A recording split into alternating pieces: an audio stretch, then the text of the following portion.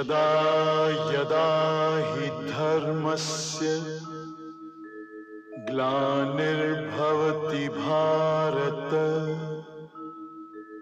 अभ्युत्थानम् अधर्मस्य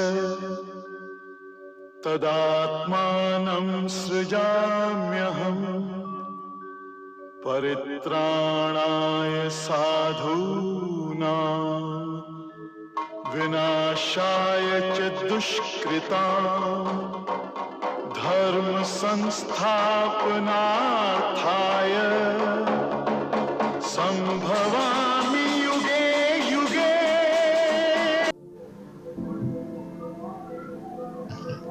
शुक्लांबरधरं विष्णुं शशिवर्णं चतुर्भुजं प्रसन्नवदनं ध्यायेत् सर्वविघ्नोपशान्तये अगजाननं पद्मार्कं गजाननं हर्निशम् अनेकदन्तं भक्तानाम् एकदन्तमुपास्महे।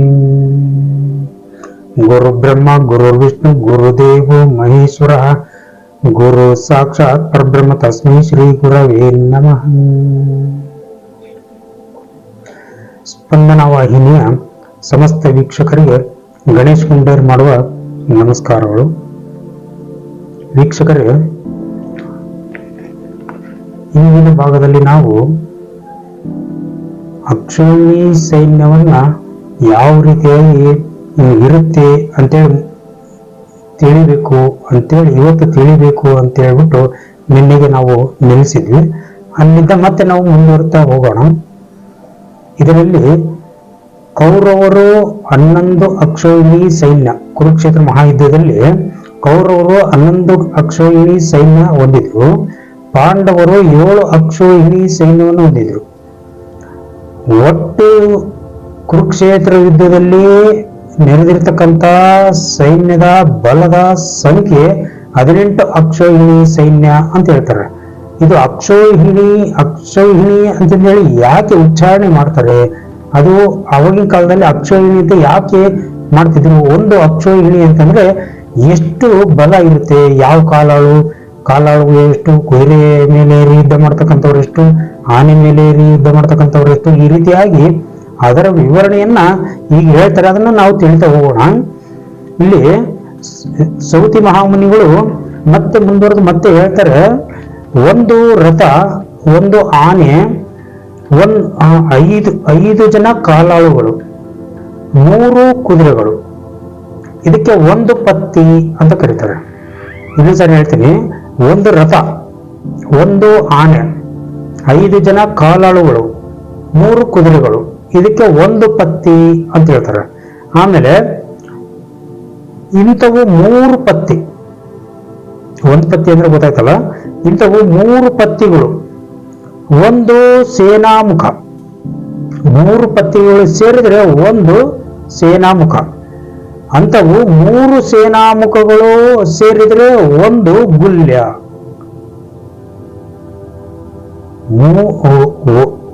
3 ಪತ್ತಿಗಳು ಸೇರಿದ್ರೆ ಒಂದು ಸೇನಾಮುಖ, ಅಂಥವು 3 ಸೇನಾಮುಖಗಳು ಸೇರಿದ್ರೆ ಒಂದು ಗುಲ್ಯ ಅಂತಂದ್ರೆ ಇಲ್ಲಿ ನೀವು ಏನ್ ಹೇಳ್ತಿದ್ರಿ ಅಂತಂದ್ರೆ 9 ಪತ್ತಿಗಳು ಅಂತ ತಿಳ್ಕೊಬೇಕಾಗುತ್ತೆ ನಾವು. 3 ಪತ್ತಿಗಳು ಒಂದು ಸೇನಾಮುಖ, 3 ಪತ್ತಿಗಳು ಸೇರಿ ಅದರಲ್ಲಿ 3 ಸೇನಾಮುಖಗಳು ಅಂತಂದ್ರೆ 9 ಪತ್ತಿಗಳು ಸೇರಿ ಒಂದು ಗುಲ್ಯ ಆಗುತ್ತೆ. ಆಮೇಲೆ ಮತ್ತೆ ಮುಂದೆ ಹೇಳ್ತಾರೆ 3 ಗುಲ್ಮಗಳು ಸೇರಿ ಒಂದು ಗಣ, ಅಂತದ್ದು 3 ಗಣಗಳು ಸೇರಿದ್ರೆ ಒಂದು ವಾಹಿನಿ ಸೈನ್ಯ. ಆಮೇಲೆ 3 ವಾಹಿನಿಗಳು ಒಂದು ಪೃತನ. ಇಲ್ಲೇನ್ ಹೇಳ್ತಿದ್ರು ಇವರು, ಅಂತಹ ಗುಲ್ಯಗಳು 3 ಗುಲ್ಯಗಳು ಒಂದು ಗಣ, ಅಂತವು 3 ಗಣಗಳು ಸೇರಿ ಒಂದು ವಾಹಿನಿ, 3 ವಾಹಿನಿಗಳು ಸೇರಿ ಒಂದು ಪೃತನ. ಇದು ಪೃತನ ಅಂತಂದ್ರೆ ಎಷ್ಟಾಯ್ತು ಇಲ್ಲಿಗೆ?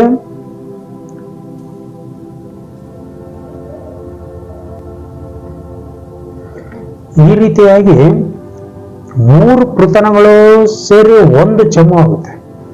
ಆ 3 ಚಮುಗಳು ಒಂದು ಅನೀಕಿನಿ ಆಗುತ್ತೆ. 10 ಅನೀಕಿನಿಗಳು ಸೇರಿದ್ರೆ ಒಂದು ಅಕ್ಷೋಹಿಣಿ. ಇದನ್ನ ನಾವು ಸರಿಯಾಗಿ ಅರ್ಥ ಮಾಡ್ಕೋಬೇಕಪ್ಪ ಅಂತಂದ್ರೆ ನಮ್ಮ ಅಂಕಿ ಸಂಖ್ಯೆಗಳಲ್ಲಿ ತಿಳ್ಕೊಂಡ್ರೆ ಮಾತ್ರ ಅದು ಗೊತ್ತಾಗೋದು. ಇಲ್ಲಿ ಹೇಳ್ತಾರೆ, ಈ ಸಂಖ್ಯೆಗಳ ಪ್ರಕಾರ ಒಂದು ಅಕ್ಷೋಹಿಣಿ ಸೈನ್ಯದಲ್ಲಿ 28,870 ರಥಗಳು ಮತ್ತು ಅಷ್ಟೇ ಸಂಖ್ಯೆಯ ಆನೆಗಳು ಇರುತ್ತವೆ. ಒಂದು ಅಕ್ಷೋಹಿಣಿ ಸೈನ್ಯದಲ್ಲಿ 28,870 ರಥಗಳು, ಅಷ್ಟೇ ಸಂಖ್ಯೆ ಅಂದ್ರೆ 28,870 ಆನೆಗಳಿರ್ತವೆ. ಅದರಲ್ಲಿ ಪದಾತಿಗಳ ಸಂಖ್ಯೆ 1,09,350, ಕುದುರೆಗಳ ಸಂಖ್ಯೆ 65,610. ಕುರುಕ್ಷೇತ್ರದಲ್ಲಿ ಹೋರಾಡಲು ಸಿದ್ಧವಾಗಿದ್ದ 18 ಅಕ್ಷೋಹಿಣಿ ಸೈನ್ಯದ ವಿವರಣೆ: ರಥಗಳು 3,93,660, ಕಾಲಾಳುಗಳು 19,68,300, ಆನೆಗಳು 3,93,660, ಕುದುರೆಗಳು 11,80,980. ಇಷ್ಟು ಕುರುಕ್ಷೇತ್ರದಲ್ಲಿ ನೆರೆದಿರ್ತಕ್ಕಂಥ ಸೇನಾಬಲ. ಅವರು ಅಕ್ಷೋಹಿಣಿ ಸಂಖ್ಯೆ ಎಷ್ಟು ಅಂತೇಳಿ ಇಲ್ಲಿ ನಾವು ತಿಳ್ಕೊಂಡ್ವಿ. ಮುಂದೆ ಸಂಖ್ಯಾಶಾಸ್ತ್ರ ಪರಿಣಿತರಾದವರು ಇದನ್ನು ಅಕ್ಷೋಹಿಣಿ ಎಂದು ಕರೆಯುತ್ತಾರೆ. ತಪೋಧನರೇ, ಅಕ್ಷೋಹಿಣಿಯ ಸಂಪೂರ್ಣ ಕೋಷ್ಟಕವನ್ನು ನಿಮಗೆ ಹೇಳಿರುತ್ತೇನೆ. ಕುರು ಪಾಂಡವ ಸೈನ್ಯಗಳು ಈ ಸಂಖ್ಯಾನುಸಾರವಾಗಿ ಇದ್ದವು. 2 ಪಕ್ಷಗಳು ಸೈನ್ಯಗಳು ಸೇರಿ ಒಟ್ಟು 18 ಅಕ್ಷೋಹಿಣಿ ಸೈನ್ಯಗಳಿದ್ದವು. ಇದರಲ್ಲಿ 11 ಅಕ್ಷೋಹಿಣಿ ಸೈನ್ಯ ಕೌರವರದಾಗಿತ್ತು.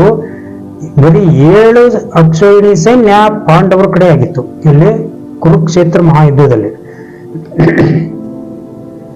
ಪರಮಾದ್ಭುತವಾದ ಕರ್ಮವನ್ನು ಮಾಡಿ ತೋರಿಸುವ ಕಾಲದ ಪ್ರೇರಣೆಯಿಂದಾಗಿ ಕೌರವರನ್ನ ನಿಮಿತ್ತವನ್ನಾಗಿ ಮಾಡಿಕೊಂಡು ಮೇಲೆ ಹೇಳಿದ 18 ಅಕ್ಷೋಹಿಣಿ ಸೈನ್ಯಗಳು ಸಮಂತ ಪಂಚಕ ಕ್ಷೇತ್ರದಲ್ಲಿ ಸೇರಿ ಅಲ್ಲಿಯೇ ನಿಧನ ಹೊಂದಿದವು. ಎಲ್ಲವೂ ಇದು ಏನಂದ್ರೆ ಒಂದು ಕಾರಣ ಮಾತ್ರ. ಇಲ್ಲಿ ಎಲ್ಲವೂ ಕೂಡ ಅಂದ್ರೆ 18 ಅಕ್ಷೋಹಿಣಿ ಸೈನ್ಯನೂ ಕೂಡ ಕುರುಕ್ಷೇತ್ರ ಯುದ್ಧದಲ್ಲಿ ನಿರ್ನಾಮವಾಗಿ ಹೋಯಿತು.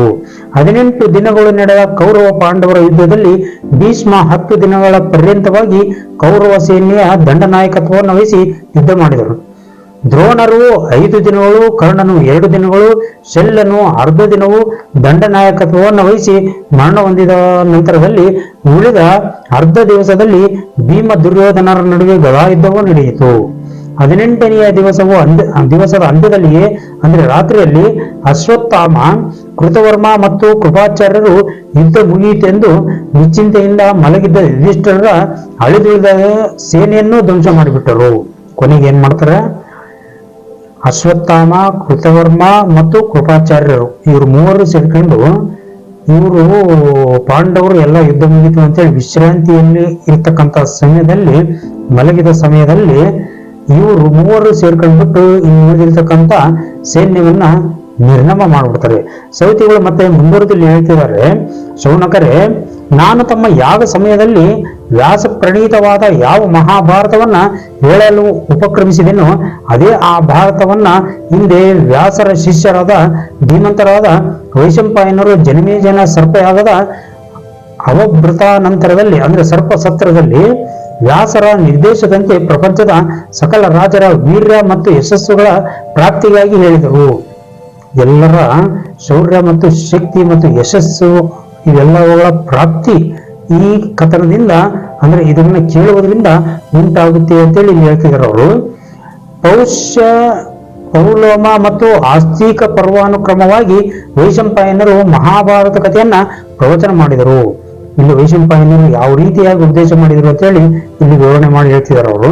ಮಹರ್ಷಿಗಳೇ, ಮೋಕ್ಷಾರ್ಥಿಯು ಹೇಗೆ ವೈರಾಗ್ಯದ ಆಶ್ರಯವನ್ನು ಪಡೆಯುತ್ತಾನೆಯೋ ಅದೇ ರೀತಿಯಲ್ಲಿ ಧೀಮಂತನಾದ ಮನುಷ್ಯನು ತನ್ನ ಧರ್ಮಾರ್ಥ ಕಾಮ ಮೋಕ್ಷ ಸಾಧನೆಗಾಗಿ ಅಲೌಕಿಕವಾದ ಅರ್ಥವುಳ್ಳ ವಿಚಿತ್ರವಾದ ಪದಜಾಲಗಳಿಂದ ಕೂಡಿರುವ ಅನೇಕ ಆಖ್ಯಾನಗಳನ್ನೊಳಗೊಂಡಿರುವ ಭಾರತವನ್ನ ಆಶ್ರಯಿಸುತ್ತಾನೆ.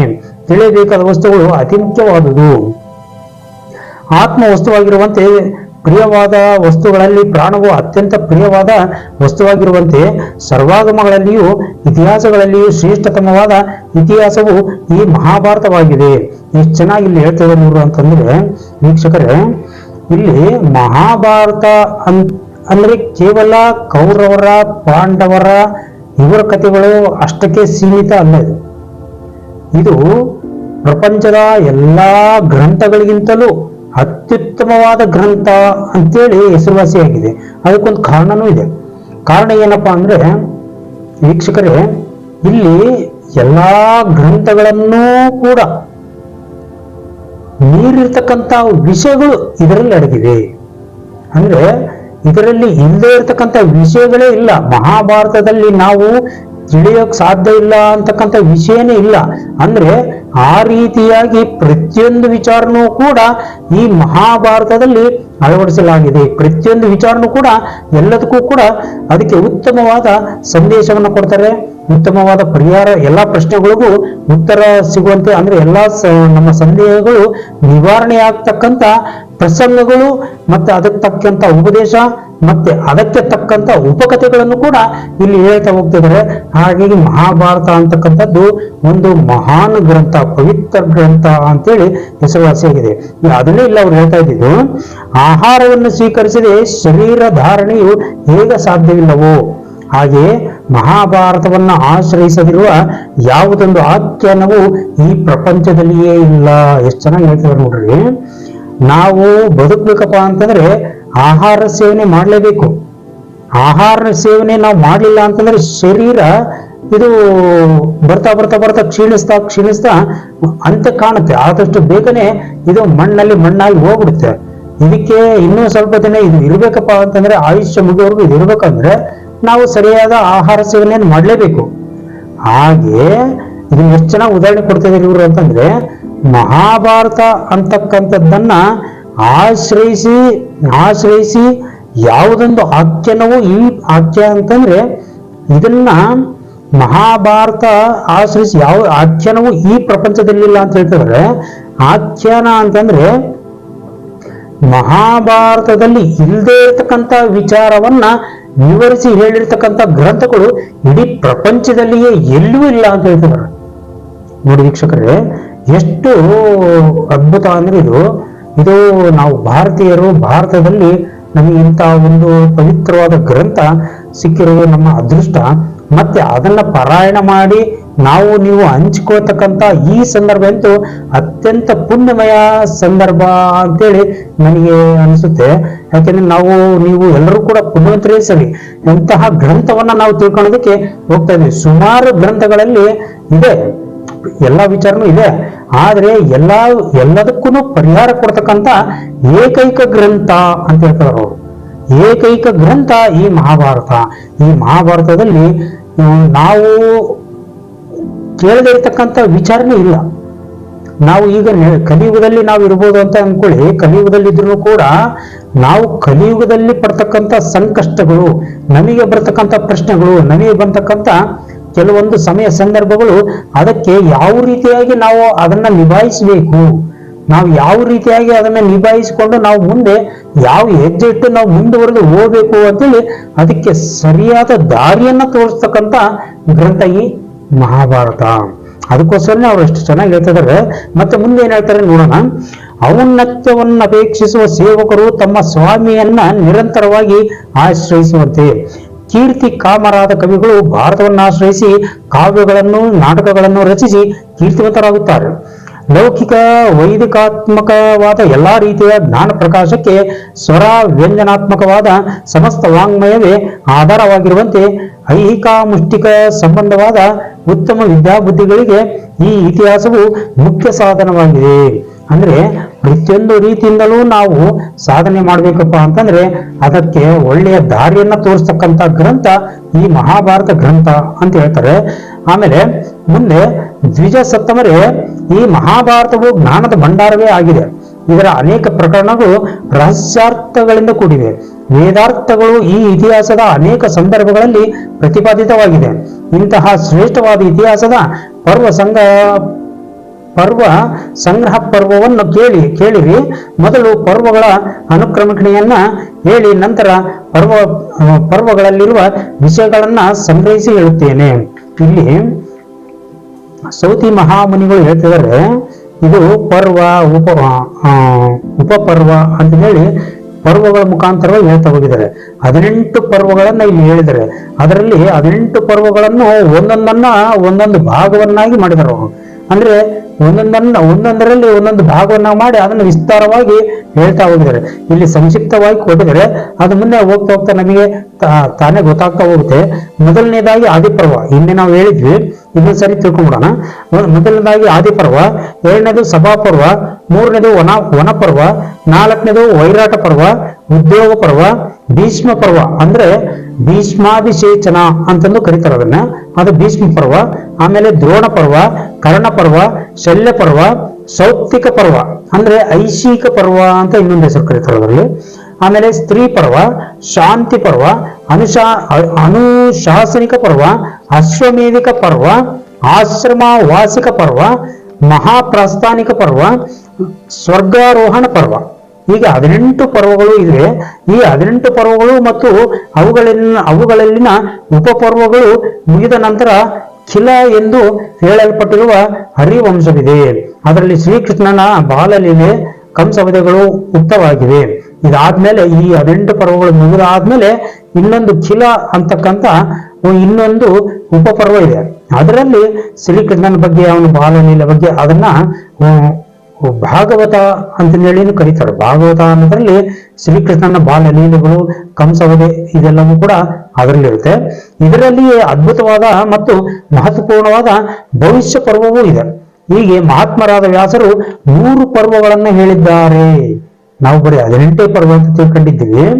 ಇಲ್ಲಿ ವೇದವ್ಯಾಸ ಮಹರ್ಷಿಗಳು 100 ಪರ್ವಗಳನ್ನು ಹೇಳಿದಿರುತ್ತೆ. ಸೂತ ಪುತ್ರರಾದ ಲವ ಮಹರ್ಷಿಗಳು ಈ 18 ಪರ್ವಗಳನ್ನೇ ನೈಮಿಷಾರಣ್ಯದಲ್ಲಿ ಋಷಿ ಮಹರ್ಷಿಗಳು ಸಮ್ಮುಖದಲ್ಲಿ ಪ್ರವಚನ ಮಾಡಿದರು. ಇಲ್ಲಿ ಸೂತ ಪುರಾಣಿಕರಾದ ಲವ ಮಹರ್ಷಿಗಳು ಈ 18 ಪರ್ವಗಳನ್ನೇ ನೈಮಿಷಾರಣ್ಯದಲ್ಲಿ ಋಷಿ ಮಹರ್ಷಿಗಳಿಗೆ ಇವರು ಪ್ರವಚನ ಮಾಡ್ತಾ ಹೋಗ್ತಾರೆ. ಹೀಗೆ ಭಾರತದ ಪರ್ವ ಸಂಗ್ರಹವು ಸಂಕ್ಷೇಪವಾಗಿ ಹೇಳಲ್ಪಟ್ಟಿದೆ.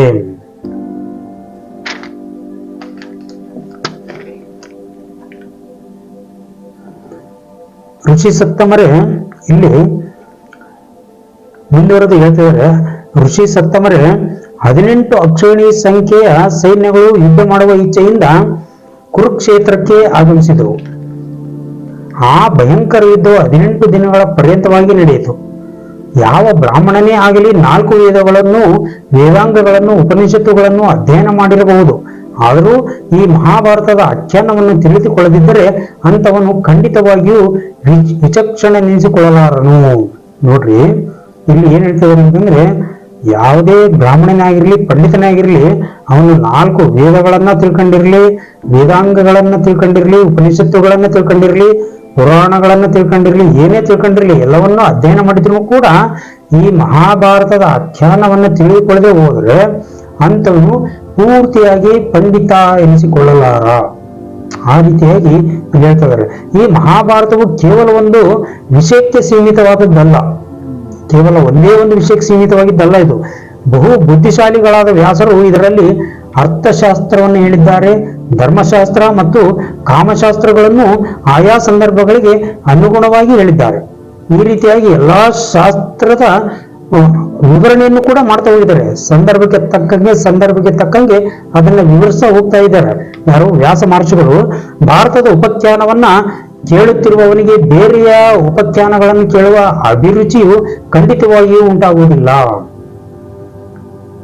ಇದು ಹೇಳ್ತಾ ಇರೋದು ಎಂತ ವಿಚಾರ ಇವ್ರು ಹೇಳ್ತಾ ಇದ್ದಾರೆ ಅಂತಂದ್ರೆ, ಅಮೃತವನ್ನ ಕುಡಿದ ಮೇಲೆ ಮತ್ತೆ ಏನಾದ್ರು ಊಟ ಮಾಡ್ಬೇಕು ಅನ್ಸುತ್ತಾ? ಆ ರೀತಿಯಾಗಿ ಕೇಳ್ತಾ ಇದ್ರು. ಇಲ್ಲಿ ಭಾರತದ ಉಪಖ್ಯಾನವನ್ನ ನಾವು ಕೇಳುತ್ತಿರುವವನಿಗೆ, ಅಂದ್ರೆ ನಾವು ಸರಿ ಅದನ್ನ ಕೇಳ್ತಾ ಇದ್ದೀವಿ ಅಂತಂದ್ರೆ ಬೇರೆ ಉಪಖ್ಯಾನಗಳು ಅವ್ರಿಗೆ ಅಭಿರುಚಿ ಬರೋದಿಲ್ಲ, ಅದನ್ನ ಕೇಳ್ಬೇಕು ಅನ್ಸೋದೇ ಇಲ್ಲ. ಆ ರೀತಿಯಾಗಿ ಇದು ಬಹಳ ಸುಂದರವಾಗಿಯೂ ಆಮೇಲೆ ಎಲ್ಲಾ ರೀತಿಯ ವಿವರಣೆಗಳು ಇದರಲ್ಲಿವೆ. ಅಷ್ಟೇ ಉತ್ಸಾಹನೂ ಬರುತ್ತೆ.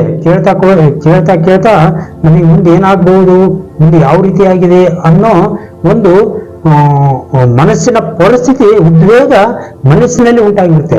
ಅದು ನಮಗೆ ಯಾವ ರೀತಿಯಾಗಿರುತ್ತೆ ಅಂದ್ರೆ, ನಮಗೆ ಪೂರ್ತಿ ಮಹಾಭಾರತ ಕಥನದಲ್ಲಿ ನಾವು ಭಾಗಿಗಳೇನೋ ಅನ್ನೋ ರೀತಿಯಲ್ಲಿ ನಮ್ಮನ್ನ ಅದನ್ನು ಕೊಂಡೊಯ್ಯುತ್ತೆ. ಆ ರೀತಿಯಾಗಿ ವ್ಯಾಖ್ಯಾನ ಮಾಡ್ತಾ ಹೋಗಿದಾರಲ್ಲಿ ವ್ಯಾಸ ಮಹರ್ಷಿಗಳು. ಆಮೇಲೆ ಇಲ್ಲಿ ಮತ್ತೆ ಏನ್ ಹೇಳ್ತಿದಾರೆ ಅವರು, ಕೋಗಿಲೆಯ ಸುಮಧುರ ಧ್ವನಿಯನ್ನ ಕೇಳಿದವನು ಕಾಗೆಯ ಕಾಕ ಎಂಬ ಶಬ್ದವನ್ನು ಕೇಳಲು ಅಪೇಕ್ಷಿಸುವನು. ಎಷ್ಟು ಚೆನ್ನಾಗಿ ಹೇಳಿದಾರೆ ನೋಡ್ರಿ. ಪಂಚಭೂತಗಳಿಂದ ಮೂರು ಲೋಕಗಳು ಹುಟ್ಟುವಂತೆ ಉತ್ತಮೋತ್ತಮವಾದ ಈ ಇತಿಹಾಸದಿಂದ ಕವಿಗಳಿಗೆ ಸ್ಫೂರ್ತಿ ಹುಟ್ಟುತ್ತದೆ. ಕವಿಗಳಿಗೆ ಇದನ್ನ ಕೇಳ್ತಾ ಕೇಳ್ತಾ ಕೇಳ್ತಾ ಇದನ್ನು ಓದ್ತಾ ಓದ್ತಾ ಇನ್ನೂ ಸ್ಫೂರ್ತಿ ಹೆಚ್ಚಾಗ್ತಾ ಹೋಗುತ್ತದೆ. ಆಕಾಶದ ಮಡಿಲಿನಲ್ಲಿ ಜರಾಯುಜ, ಸ್ವೇದಜ, ಅಂಡಜ, ಉದ್ವಿಜಗಳೆಂಬ 4 ವಿಧವಾದ ಪ್ರಾಣಿಗಳಿರುವಂತೆ ಮಹಾಭಾರತದ ಮಡಿಲಿನಲ್ಲಿ 18 ಪುರಾಣಗಳಿವೆ. ನೋಡ್ರಿ ಎಷ್ಟು ಚೆನ್ನಾಗಿ ಇಲ್ಲಿ ಹೇಳ್ತಿದ್ದಾರೆ ಇವರು ಅಂತಂದ್ರೆ,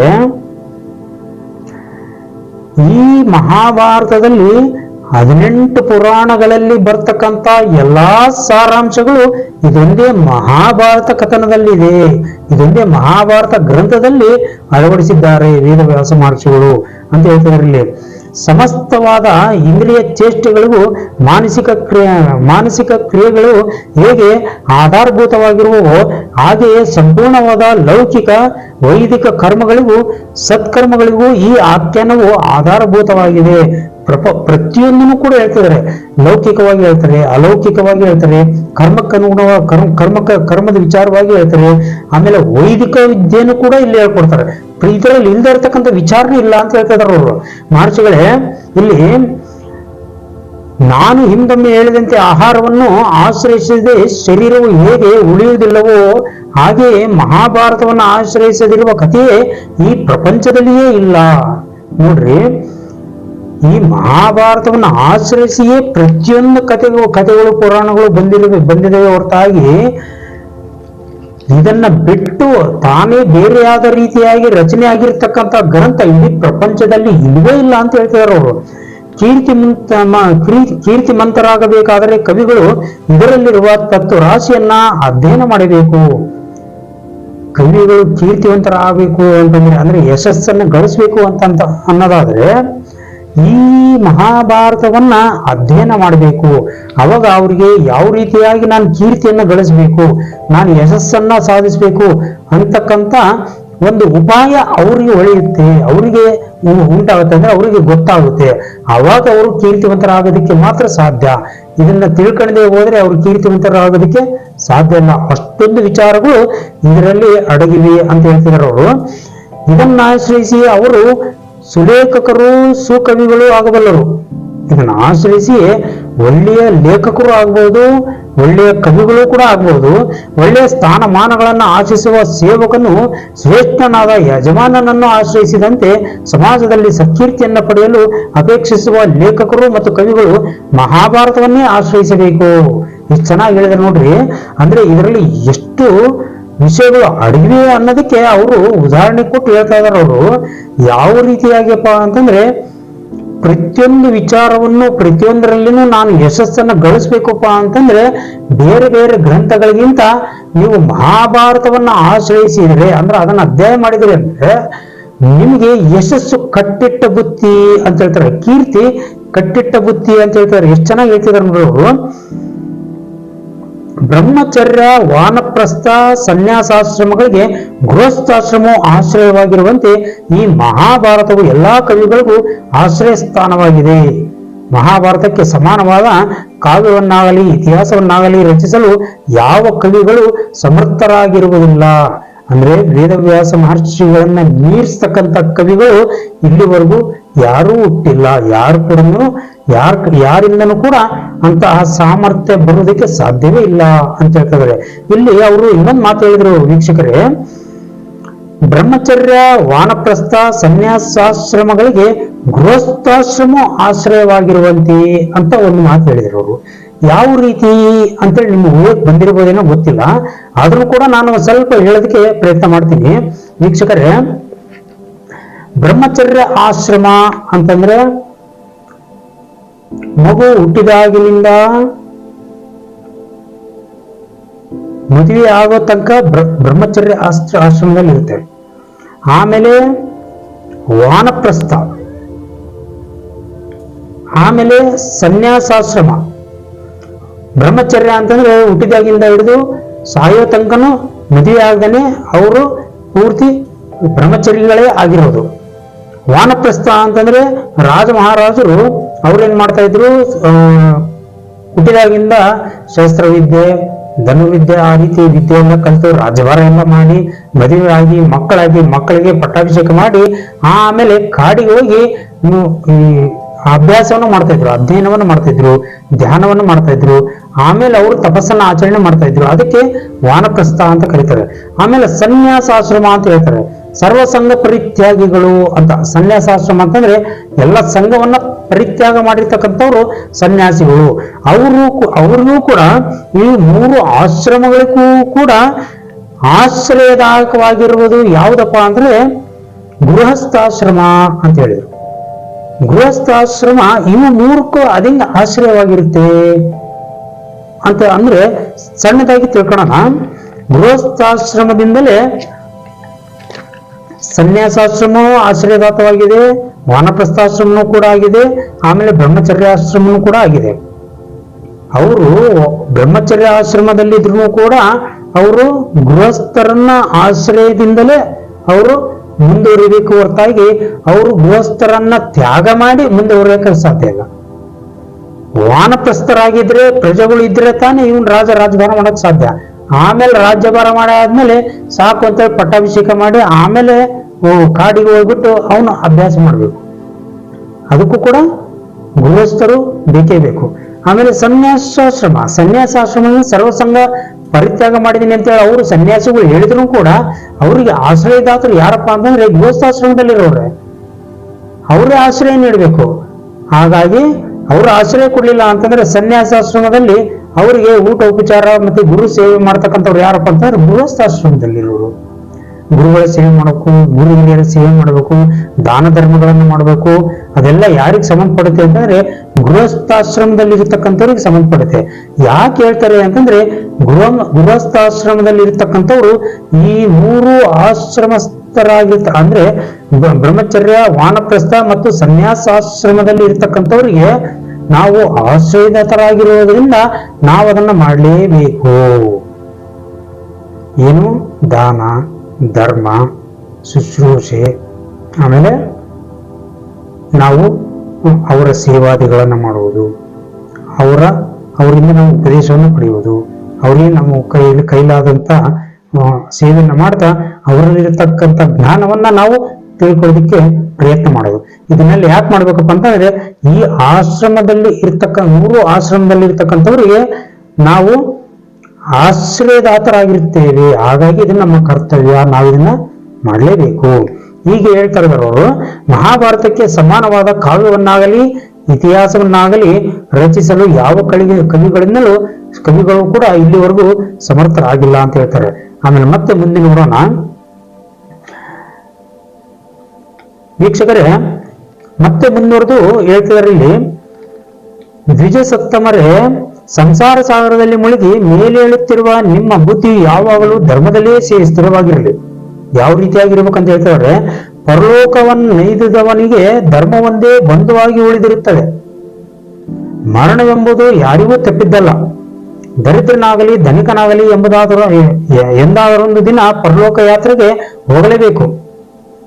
ಭೂಮಿಯಲ್ಲಿ ಜೀವಿಸುತ್ತಿರುವ ಸಮಯದಲ್ಲಿ ಚತುರರಾದವರು ಹಣವನ್ನು ಸಂಪಾದನೆ ಮಾಡಿ ಯಾರು ಸ್ತ್ರೀಯರೊಡನೆ ಸ್ವೇಚ್ಛೆಯಿಂದ ರಮಿಸಿಯಾರು, ಆದರೆ ದೇಹವನ್ನು ಬಿಟ್ಟು ಓಡುವ ಕಾಲದಲ್ಲಿ ಅರ್ಥವಾಗಲಿ ಸ್ತ್ರೀಯರಾಗಲಿ ಜೊತೆಯಲ್ಲಿ ಬರುವುದಿಲ್ಲ. ಜೀವಿಸಿರುವವರೆಗೆ ಅವರು ಆಪ್ತರಾಗಿದ್ದರೂ ದೇಹವನ್ನ ತೊರೆದ ಮೇಲೆ ಅವರಲ್ಲಿ ಆಪ್ತ ಭಾವವು ಸ್ವಲ್ಪವೂ ಉಳಿಯುವುದಿಲ್ಲ. ನಂದು ಆಪ್ತ ಭಾವ ಅಂತಂದ್ರೆ ನಾನು, ನಂದು, ತನ್ನದು ಅಂತಕ್ಕಂಥದ್ದು ನಮ್ಮ ದೇಹ ಹೋಯ್ತಪ್ಪ ಅಂತಂದ್ರೆ ಯಾವುದೂ ಉಳಿಯುವುದಿಲ್ಲ. ಮನುಷ್ಯನ ನಿಜವಾದ ಆಪ್ತನೆಂದರೆ ಧರ್ಮ ಅಂತಕ್ಕಂಥದ್ದು ಯಾವಾಗಲೂ ಕೂಡ ತನ್ನ ಜೊತೆಯಲ್ಲೇ ಇರ್ತಕ್ಕಂಥದ್ದು. ಹಾಗಾಗಿ ಧರ್ಮದಿಂದ ನಡೆಯಬೇಕು ಅಂತ ಹೇಳ್ತಾರೆ. ಈ ಮಹಾಭಾರತದಲ್ಲಿ ಪೂರ್ತಿಯಾಗಿ ಹೇಳಿರೋದು ಪ್ರತಿಯೊಂದು ಕೂಡ ಧರ್ಮಕ್ಕೆ ಅನುಗುಣವಾಗಿ ಯಾವ ರೀತಿಯಾಗಿ ನಾವು ನಡ್ಕೋಬೇಕು, ಯಾವುದು ಸರಿ ಯಾವುದು ತಪ್ಪು, ಯಾವುದು ಧರ್ಮ ಯಾವುದು ಅಧರ್ಮ ಅಂತೇಳಿ ಉಲ್ಲೇಖ ಮಾಡಿರದೆ ಇದರ ವಿಶೇಷ. ಇಲ್ಲಿ ಮತ್ತೆ ಅವ್ರು ಏನ್ ಹೇಳ್ತಿದ್ದಾರೆ ಅಂದ್ರೆ, ಮನುಷ್ಯನ ನಿಜವಾದ ಆಪ್ತನೆಂದರೆ ಧರ್ಮ, ಇದು ಯಾವಾಗಲೂ ಸ್ಥಿರವಾಗಿರುತ್ತದೆ. ಅಂದ್ರೆ ಇದು ಬೇಕಂದಾಗ ಅದು ಬರೋದು, ಬೇಡ ಅಂದಾಗ ಹೋಗೋದು, ಆ ತರ ಅಲ್ಲ. ಧರ್ಮ ಅಂತಕ್ಕಂಥದ್ದು ಯಾವಾಗ್ಲೂ ಕೂಡ ಇರುತ್ತೆ. ಅದು ಯಾವಾಗ್ಲೂ ನಮ್ಮ ಬಳಿ ಇತ್ತು ಅಂತಂದ್ರೆ ನಾವು ಯಾವಾಗ್ಲೂ ಅದು ನಮ್ಮ ಜೊತೆ ಇದ್ದೇ ಇರುತ್ತೆ. ಅದು ನಮ್ಮನ್ನ ಒಳ್ಳೆಯ ದಾರಿಯನ್ನ ತೋರಿಸುತ್ತೆ, ಒಳ್ಳೆಯ ಕಡೆ ಅಂದ್ರೆ ನಮಗೆ ಪರಮಾನಂದ ಪ್ರಾಪ್ತಿಯ ಕಡೆ ಕರ್ಕೊಂಡು ಹೋಗುತ್ತೆ. ಅದನ್ನ ಮುಂದೆ ಹೇಳ್ತಾರ ಅವರು, ಸಂದರ್ಭ ಬಂದಾಗ ಮತ್ತೆ ಅದ್ರ ಬಗ್ಗೆ ಆಲೋಚನೆ ಮಾಡೋಣ. ದೇಹದ ಅಂತ್ಯವಾದ ಮೇಲೂ ಜೀವನೊಡನೆ ಸೇರಿ ಪರಲೋಕಕ್ಕೆ ಹೋಗಿ ಫಲವನ್ನು ಕೊಡಿಸುತ್ತದೆ. ನಮ್ಮ ಜೊತೆಗೆ ಹೆಂಡತಿ ಬರಲ್ಲ, ಮಕ್ಕಳು ಬರಲ್ಲ, ನಾವು ಗಳಿಸಿರ್ತಕ್ಕಂಥ ಅಂತಸ್ತು ಐಶ್ವರ್ಯ ಬರಲ್ಲ, ನಾವು ಪಡೆದಿರ್ತಕ್ಕಂಥ ಅಧಿಕಾರ ಬರೋದಿಲ್ಲ. ಆಮೇಲೆ ಇದೇ ರೀತಿಯಾಗಿ ಯಾವುದೂ ಕೂಡ ನಮ್ಮ ಜೊತೆ ಬರಲ್ಲ. ನಮ್ಮ ಜೊತೆ ಬರೋದು ಯಾವ್ದಪ್ಪ ಅಂದ್ರೆ ನಾವು ಸತ್ತಾಗ ನಮ್ಮ ಜೊತೆ ಬರ್ತಕ್ಕಂಥ ಧರ್ಮ ಅನ್ನೋದು ಒಂದೇನೆ. ಆ ಧರ್ಮ ನಮಗೆ ಎಲ್ಲಿ ಕರ್ಕೊಂಡು ಹೋಗುತ್ತೆ? ನಮ್ಮ ಜೊತೆಗೆ ಬಂದು ಅದು ಉತ್ತಮವಾದ ಫಲವನ್ನ ಕೊಡಿಸುತ್ತೆ, ನಮಗೆ ಸದ್ಗತಿಯನ್ನ ಕೊಡಿಸುತ್ತೆ. ಉತ್ತಮವಾದ ಫಲ ಅಂತಂದ್ರೆ ಸದ್ಗತಿಯನ್ನ ಕೊಡಿಸುತ್ತೆ. ಆದುದರಿಂದ ಮನಸ್ಸು ಯಾವಾಗಲೂ ಧರ್ಮದಲ್ಲಿಯೇ ಲೀನವಾಗಿರಬೇಕು. ನಮ್ಮ ಮನಸ್ಸು ಯಾವ ರೀತಿಯಾಗಿರ್ಬೇಕು? ಅಧರ್ಮದ ಕಡೆ ಹೋಗಬಾರ್ದು. ಧರ್ಮದಿಂದಲೇ ನಾವಿರಬೇಕು, ಧರ್ಮದಿಂದಲೇ ನಾವು ಜೀವನವನ್ನು ಸಾಗಿಸಬೇಕು. ಇದು ದ್ವೈಪಾಯನ ಮಹರ್ಷಿಗಳ ತುಟಿಗಳೆರಡರ ಮಧ್ಯದಿಂದ ಹರಿದು ಬಂದಿರುವ ಅಪ್ರಮೇಯವಾದ, ಪುಣ್ಯಪ್ರದವಾದ, ಪವಿತ್ರವಾದ, ಪಾಪಹರವಾದ, ಮಂಗಳಕರವಾದ ಮಹಾಭಾರತವೆಂದು ಪುಣ್ಯ ನದಿ ಇಂತಹ ಪರಮ ಪವಿತ್ರವಾದ ವಾಂಗ್ಮಯವನ್ನು ಅನುದಿನವೂ ಕೇಳುವವರಿಗೆ ಪುಣ್ಯ ತೀರ್ಥಗಳಲ್ಲಿ ಸ್ನಾನದ ಅವಶ್ಯಕತೆ ಏನಿದೆ? ಅಂದ್ರೆ ಇಲ್ಲಿ ಇವ್ರು ಏನ್ ಹೇಳ್ತಿದ್ದಾರೆ ಅಂತಂದ್ರೆ, ಇದನ್ನ ನಾವು ಕೇಳ್ತಾ ಹೋದ್ರೆ ಪುಣ್ಯ ತೀರ್ಥ ಕ್ಷೇತ್ರಗಳಲ್ಲಿ ನೀವು ಅಷ್ಟು ದೂರ ಹೋಗಿ ಆ ಗಂಗಾ ನದಿಯಲ್ಲಿ ನಿಂತು ಅಲ್ಲಿ ಸ್ನಾನ ಮಾಡಿ, ತುಂಗಾ ನದಿಯಲ್ಲಿ ನಿಂತು ಅಲ್ಲಿ ಸ್ನಾನ ಮಾಡಿ, ಅಲ್ಲಿ ತೀರ್ಥ ಸೇವನೆ ಮಾಡಿ ಆ ಪುಣ್ಯ ಗಳಿಸಿದ್ವಿ, ಈ ಪುಣ್ಯ ಗಳಿಸಿದ್ವಿ, ಅದ್ಯಾವುದೂ ಬೇಡ. ಪ್ರತಿನಿತ್ಯ ನೀವು ಮಹಾಭಾರತ ಪಾರಾಯಣ ಮಾಡಿದರೆ ಸಾಕು, ನಿಮಗೆ ಅದೆಲ್ಲಾ ತೀರ್ಥ ಕ್ಷೇತ್ರವನ್ನ ನೀವು ಕಂಡು ಬಂದಂಗೆ ಅದ್ರ ಸಿಗ್ತಕ್ಕಂಥ ಫಲನೇ ಇದನ್ನ ಅಧ್ಯಯನ ಮಾಡೋದ್ರಿಂದ ಸಿಗುತ್ತೆ ಅಂತ ಹೇಳ್ತಿದ್ದಾರೆ ಅವರು. ಬ್ರಾಹ್ಮಣನು ಇಂದ್ರಿಯಗಳ ವಶಾನುಗನಾಗಿ ಹಗಲಿನಲ್ಲಿ ಮಾಡಿರಬಹುದಾದ ಪಾಪವು ಸಂಧ್ಯಾ ಸಮಯದಲ್ಲಿ ಮಹಾಭಾರತದ ಪ್ರವಚನ ಮಾಡೋದ್ರಿಂದ ಪರಿಹಾರವಾಗುತ್ತದೆ. ಇಲ್ಲಿ ಏನ್ ಹೇಳ್ತಿದ್ದಾರೆ? ಬ್ರಾಹ್ಮಣರು ಅಂತಂದ್ರೆ ಧರ್ಮದಿಂದ ಕೂಡಿರ್ತಕ್ಕಂಥವ್ರು, ಅಂದ್ರೆ ಧರ್ಮನಿಷ್ಠರಾಗಿರ್ತಕ್ಕಂಥವ್ರು. ಅವರು ಹಗಲಿರುಳು ಮಾಡಿರತಕ್ಕಂಥ ಪಾಪ ಕೇವಲ ಸಂಧ್ಯಾ ಸಮಯದಲ್ಲಿ ಮಹಾಭಾರತ ಪ್ರವಚನ ಮಾಡುವುದರಿಂದ ಅದು ನಾಶವಾಗಿ ಹೋಗುತ್ತದೆ ಅಂತ ಹೇಳ್ತಿದ್ದಾರೆ. ಪ್ರಾತಃ ಸಂಧ್ಯಾ ಸಮಯದಲ್ಲಿ ಮಹಾಭಾರತ ಪ್ರವಚನ ಮಾಡುವುದರಿಂದ ಪರಿಹಾರವಾಗುತ್ತದೆ. ಅಂದ್ರೆ ನಾವು ಪ್ರಾತಃ ಸಮಯ ಅಂತಂದ್ರೆ ಬೆಳಗಿನ ಸಮಯದಲ್ಲಿ ಈ ಮಹಾಭಾರತವನ್ನ ಪ್ರವಚನ ಮಾಡುವುದರಿಂದ ಒಳ್ಳೆಯ ಪರಿಹಾರ ನಮಗೆ ಸಿಗುತ್ತೆ. ಅಂದ್ರೆ ಎಲ್ಲವೂ ಕೂಡ ಪರಿಹಾರವಾಗ್ತಾ ಹೋಗುತ್ತೆ.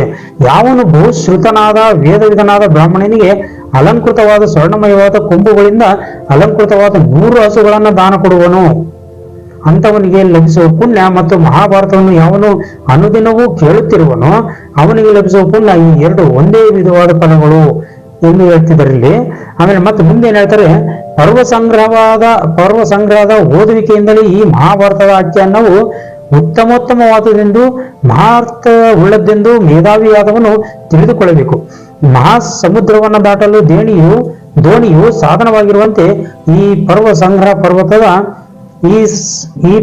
ಸಂಗ್ರಹ ಪರ್ವದ ಶ್ರವಣವು ಅದ್ಭುತವಾದ ಮಹಾಭಾರತವನ್ನ ಶ್ರವಣ ಮಾಡುವುದಕ್ಕೆ ಸಹಕಾರಿಯಾಗಿ ಮನುಷ್ಯನಿಗೆ ಬಹಳ ಸುಖದಾಯಕವಾಗುತ್ತದೆ. ಇಲ್ಲಿ ಎಷ್ಟು ಚೆನ್ನಾಗಿ ಇವರು ವಿವರಣೆ ಕೊಟ್ಟು ಹೇಳ್ತಿದ್ದಾರೆ ಅಂತಂದ್ರೆ ಬಹಳ ಸುಂದರವಾಗಿ ಹೇಳ್ತಾರೆ. ಮಹಾಭಾರತವನ್ನ ನಾವು ಪಾರಾಯಣ ಮಾಡೋದ್ರಿಂದ, ಕೇಳೋದ್ರಿಂದ ಆಗ್ಲಿ ಅಥವಾ ಹೇಳೋದ್ರಿಂದ ಆಗ್ಲಿ ನಮಗೆ ಎಂತ ಪುಣ್ಯ ಪ್ರಾಪ್ತಿ ಆಗುತ್ತೆ. ಅದನ್ನು ಯಾವ ಸಮಯದಲ್ಲಿ ನಾವು ಹೇಳ್ಬೇಕು, ಯಾವ ಸಮಯದಲ್ಲಿ ಕೇಳ್ಬೇಕಂತನೂ ಕೂಡ ಹೇಳಿದ್ರು. ವೀಕ್ಷಕರೇ, ನಾವು ಕೂಡ ಬೆಳಗಿನ ಸಮಯದಲ್ಲಿ ಈ ಕಾರ್ಯಕ್ರಮವನ್ನ ಪ್ರಸಾರ ಮಾಡ್ತಾ ಇದ್ದೀವಿ. ಈ ಮಹಾಭಾರತ ಪಾರಾಯಣ ಕಾರ್ಯಕ್ರಮ ನಮಗೂ ಮತ್ತು ನಿಮಗೂ ಕೂಡ ಮನಃಶುದ್ಧಿಯನ್ನ ಮಾಡಿ, ಅಂತಃಕರಣವನ್ನು ಶುದ್ಧಿಯನ್ನ ಮಾಡಿ ನಾವು ಒಳ್ಳೆಯ ಸಾಧನೆಯತ್ತ ಸಾಗೋಣ ಅಂತ ಹೇಳ್ತಾ, ಇಲ್ಲಿ ಮತ್ತೆ ಮುಂದಿನ ವಿಚಾರ ಬಹಳ ಬಹಳ ಸುಂದರವಾಗಿದೆ. ಇನ್ನು ಹೋಗ್ತಾ ನಾವು ಅದರಲ್ಲೇ ಮುಳುಗಿ ಹೋಗ್ಬಿಡ್ತೀವಿ. ಯಾವ ರೀತಿ ಅಂತಂದ್ರೆ ಅಂತಿಂತ ಸಂದರ್ಭಗಳು ಒಂದೊಂದೇ ಬರ್ತಾ ಹೋಗುತ್ತೆ. ನಾವ್ ಎಲ್ಲಿದ್ವಿ, ನಾವ್ ಏನ್ ಮಾಡ್ತಾ ಇದೀವಿ ಅನ್ನೋ ಪ್ರಜ್ಞೆನೇ ನಮ್ಮಲ್ಲಿರಲ್ಲ. ಆ ರೀತಿಯಾದ ಮುಂದಿನ ವಿಚಾರ ಬಹಳ ಚೆನ್ನಾಗಿದೆ. ಅದು ಜನಿಮೇಜನ ಚರಿತ್ರೆ ಪ್ರಾರಂಭ ಆಗುತ್ತೆ. ಆ ಕಥೆಯಿಂದ